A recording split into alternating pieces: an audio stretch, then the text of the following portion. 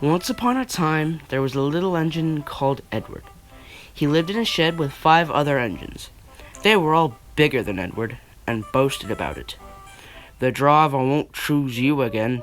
He wants big, strong engines, like us." Edward hadn't been out in a long time, and he began to feel sad. Just then, the driver and fireman came along to start work. The driver looked at Edward and said, "What's the matter? Are you feeling sad? Would you like to come out today?" "Oh, yes, please," said Edward. So the fireman lit the fire and made a nice lot of steam. Then the driver pulled the regulator, and Edward puffed away. "Look at me, I do look splendid." And he puffed away to get some coaches. At last, Edward found the coaches, and they said to Edward, "Oh, please do be gentle, Edward. Don't bump and bang us like the other engines do." So Edward buffered up to the coaches very, very gently. The coaches were very pleased.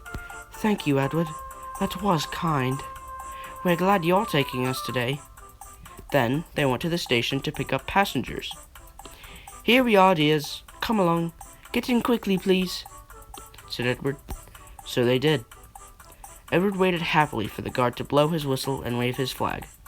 They waited and waited, but the guard didn't come. "Where is that guard?"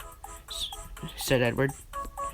His crew asked the station master, "Have you seen the guard, Ted?" "No." They asked the porter, "Have you seen the guard?" Yeah, last night I think." Edward began to get impatient. Just then a little boy shouted, "Here he comes!" The guard was frantically running down the hill with his flags in one hand and a sandwich in the other. He ran onto the platform, blew his whistle, and jumped into his compartment. And Edward puffed off. At last. "Here we go, dears. Come along. We will have a splendid run."